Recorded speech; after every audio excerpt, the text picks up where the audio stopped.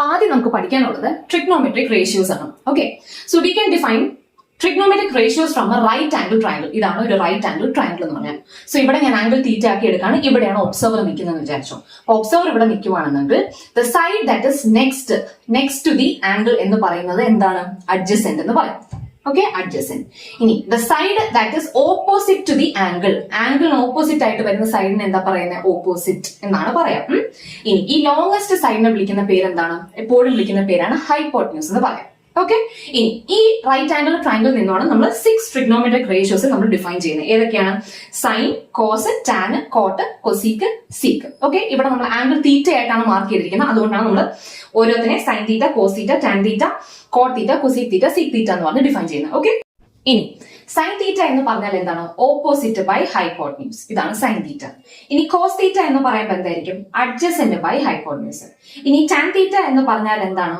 Opposite by adjacent. Okay, ഇനി നമ്മൾ മനസ്സിലാക്കേണ്ട. അപ്പൊ ഈ ആദ്യത്തെ മൂന്നെണ്ണം നമ്മൾ കണ്ടുപിടിച്ചു. ഇനി കണ്ടുപിടിക്കാനുള്ളത് ഏതൊക്കെയാണ്? Coat, cosec, sec. ഓക്കെ, ആദ്യം മനസ്സിലാക്കുക, ഈ സൈനും കൊസീക്കും തമ്മിൽ ഒരു റിലേഷൻ ഉണ്ട്. ഓക്കെ, ഇനി ഈ കോസും സീക്കും തമ്മിൽ ഒരു റിലേഷൻ ഉണ്ട്. ഇനിയുള്ളത് ടാനും കോട്ടും തമ്മിൽ ഒരു റിലേഷൻ ഉണ്ട്. ഇത് ആദ്യം ഓർത്ത് വെക്കുക, എന്നാലേ നമുക്ക് ബാക്കി കാര്യങ്ങൾ ചെയ്യാൻ പറ്റുള്ളൂ. ഓക്കെ, ഇനി നമുക്ക് ഓരോന്ന് കണ്ടുപിടിക്കാം. ഇനി കൊസീക് തീറ്റ എന്ന് പറഞ്ഞാൽ എന്താണ്? കൊസീക് തീറ്റ എന്ന് പറഞ്ഞാൽ ഈ സൈൻ തീറ്റയുടെ ഇൻവേഴ്സ് എടുക്കുക എന്നുള്ളതാണ്. അതായത് 1/sin തീറ്റ എന്നാണ് അതിന്റെ മീനിങ്. ഓക്കെ, സൈൻ തീറ്റ എന്ന് പറയുന്നത് ഓപ്പോസിറ്റ് ബൈ ഹൈപ്പോട്ടന്യൂസ്. അപ്പൊ 1/sin തീറ്റ ആയിട്ട് വരുമ്പോൾ ഇത് എന്തായി മാറും? ഇതിന്റെ റെസിപ്രോക്കൽ ആയിട്ട് മാറും. അപ്പൊ that will be hypotenuse by opposite ആയിട്ട് വരും. ഓക്കെ, അപ്പൊ കൊസീക് തീറ്റ കണ്ടുപിടിച്ചു. ഇനി എന്താ കണ്ടുപിടിക്കാനുള്ളത്? ഞാൻ പറഞ്ഞു കോസും സീക്കും തമ്മിലാണ് റിലേഷൻ ഉള്ളത്. എന്താണ് സീക് തീറ്റ? സീക് തീറ്റ എന്ന് പറഞ്ഞാൽ 1/cos തീറ്റ. അപ്പൊ കോസ് തീറ്റ എന്ന് പറഞ്ഞാൽ അഡ്ജസെന്റ് ബൈ ഹൈപ്പോട്ടന്യൂസ് ആണെങ്കിൽ സീക് തീറ്റ എന്ന് പറയുമ്പോൾ ഇതിന്റെ ഇൻവേഴ്സ് എടുക്കുക. ഓക്കെ, അപ്പൊ അതെന്ന് പറയുമ്പോൾ എന്തായി വരും? ഹൈപ്പോട്ടന്യൂസ് ബൈ അഡ്ജസെന്റ് ആയിട്ട് വരും. ഓക്കെ, പിന്നെ ഞാൻ പറഞ്ഞ കാര്യം എന്താണ്? ടാനും കോട്ടും തമ്മിൽ റിലേഷൻ ഉണ്ട് എന്നല്ലേ?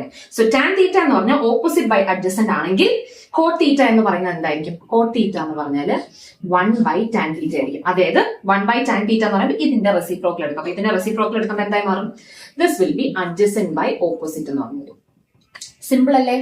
ഈ മൂന്നെണ്ണം അറിഞ്ഞു വെച്ച് കഴിഞ്ഞാൽ പിന്നെ ബാക്കി ഈ മൂന്നെണ്ണം പഠിക്കാൻ സിമ്പിളാണ്. ഓക്കെ, ട്രിഗ്നോമെട്രിക് റേഷ്യോസ് ഭയങ്കര എളുപ്പമാണ്. ഓക്കെ,